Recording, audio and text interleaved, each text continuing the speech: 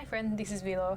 I've been playing Paladins since 2016 and have almost 2k hours recorded in game, and today I'm going to share some insights, information about the new champion Lillith, who has hit the PTS this past week, and I just wanted to go over how she plays, things to know about her in general, how her kit works, and overall, like, what you should know before you dive right into her. Okay, so first going over her abilities.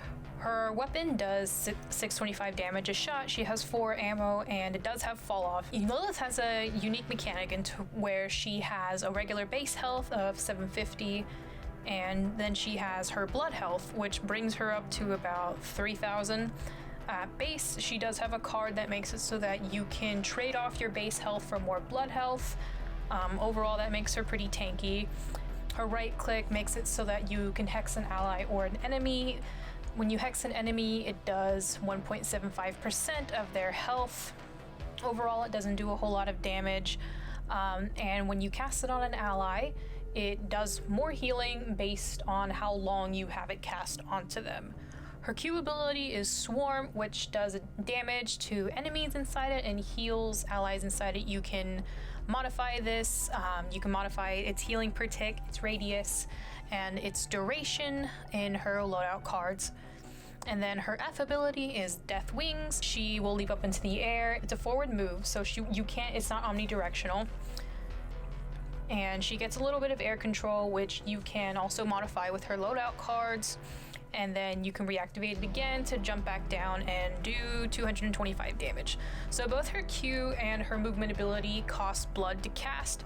How much blood is used to cast can be modified in her loadout cards, and they do have a base cooldown of 2 seconds. Her ultimate gives your team 35% pure life steal, which basically just ignores cauterize. It gives her 50% damage reduction while casting it, and also makes her 50% slower.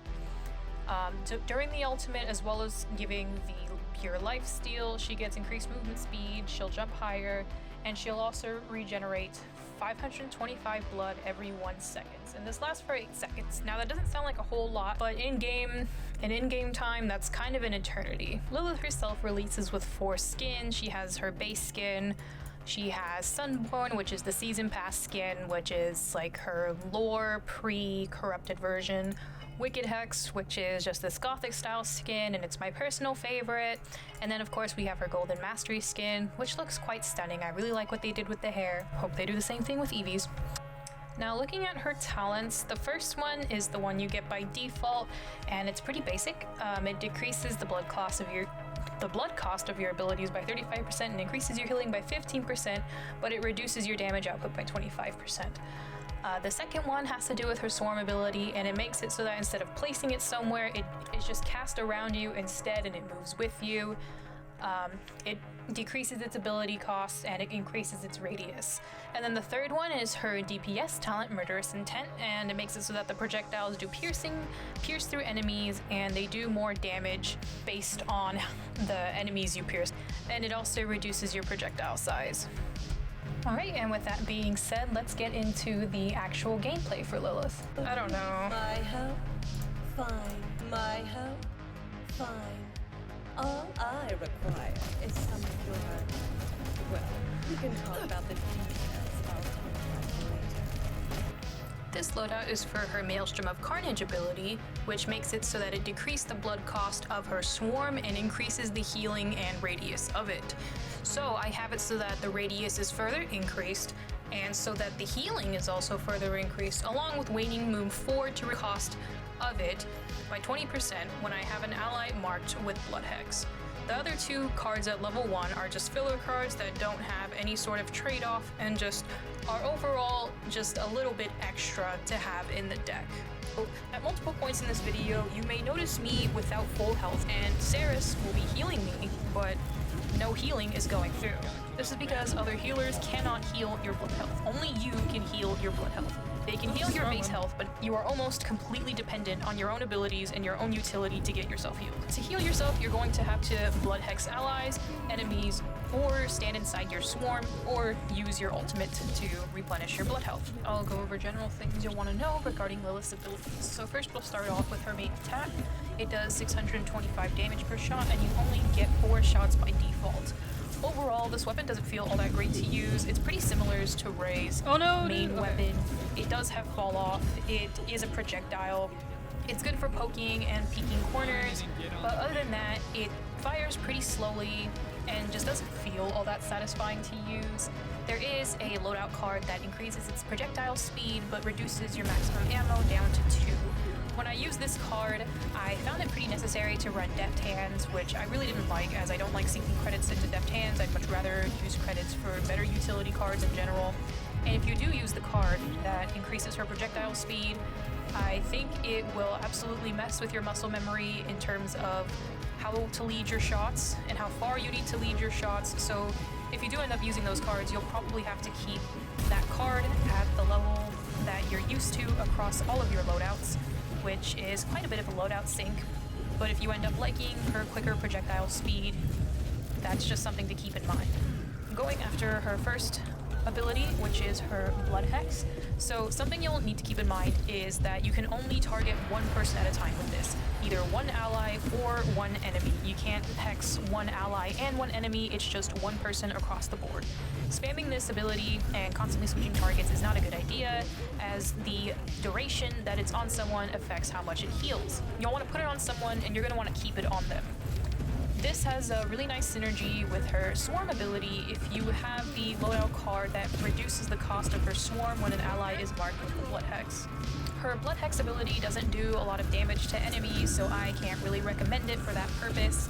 It's good for if it's in a pinch, but as for using it as your main damage, it's really not going to be effective. It does less than 2% of their maximum HP per tick, but it does replenish your blood health.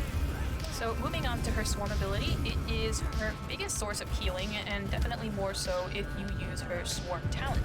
The Swarm talent decreases the blood cost, and it increases the radius at which it heals. You're going to want to remember to keep this up constantly, as certain loadout cards can increase the healing of it, as well as decrease the duration of it if you increase its healing output. So it's definitely something you're going to need to keep conscious of and constantly keep up as much as you possibly can without putting yourself in danger to dying to the enemy because you're at dangerously low health. If you do have the card that works with her Blood Hex and decreases the blood cost of her Swarm, remember to mark an ally first before putting down your Q so that you don't unnecessarily waste your blood health. Her Q ability, by default, you can place it down at a range as opposed to her talent where it just stays on her and moves with her. So if you're using it the default way, it does not have a long range. So going into this, overall, Lilith is not very good at long range. She's not good at healing long range, and she's not good at damaging long range. Her Q ability also has 3 tiers of healing depending on how much you charge it. So if you have the health to do so, you're gonna always want to charge it to max. It's pretty easy to forget. If you just spam it, it's just going to activate at tier 1 and not get the maximum amount of healing that you possibly can get from it. As well as this, it also has a pretty short range when you're placing it down without the Swarm talent. You can't heal someone from a large distance away with this ability. So as for her ultimate, it charges pretty quickly, so don't really worry about saving it unless it's about 30 seconds from a round ending, in which case you're going to want to save it for the next point team fight. As to when to use it in the team fight, you're going to want to use it early to mid team fight, as it's not a finisher ultimate. It is very much a utility ultimate that will buff your team and help them in a team fight. And if you use it too late, it might be too late for them to react, and they won't get much utility out of it at all. As well as this, since it replenishes your blood health by quite a bit per second, you can use it to keep your Q up and spam it. And it can absolutely get you out of a pinch, but if you're being targeted by multiple enemies or heavy hitting enemies in general, it's not going to save you. Her abilities are on pretty low cooldown as they are, so buying Chronos with her is not worth it in any situation. With her high total health of 3,000 to 4,000, depending on how you build her, you might be thinking of grabbing Veteran to increase that even higher. Well, it's not going to work because Veteran only works on her base health, And so if you buy Veteran on her, it's not going to increase her health by much at all. If you want to increase her effective HP, you're going to want to get Haven. You can't really go wrong with Nimble on this character, as her F ability isn't going to help that much with getting you out of sticky situations. Her movement ability isn't really anything to write home about. If you find yourself in a confrontation, you're going to want to use it early since you do need health to cast it. If you find yourself at too low health, you're not going to be able to use any of your abilities at all, much less escape with it. Her movement ability only takes you forward, it's not going to take you backward or side to side, and when you activate it again, you'll slam down onto the ground and do around 200 damage. This damage is pretty negligible. I would only recommend using it for a quick reposition, and as I said, early in a confrontation.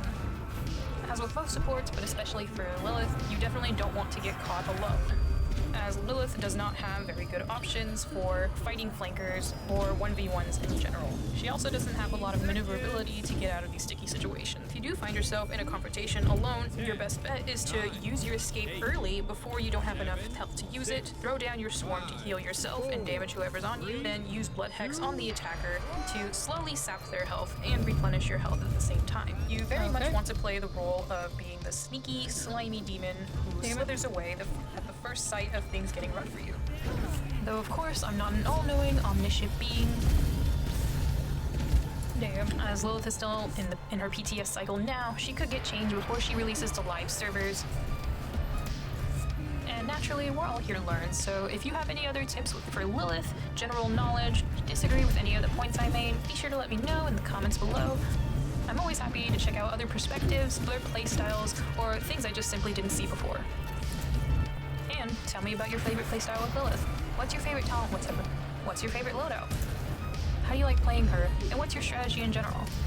I would love to hear it. I hope you find this knowledge useful, and I hope it helps to get a better understanding of Lillith and helps you out in your games. I really look forward to hearing your feedback. And most of all, thank you.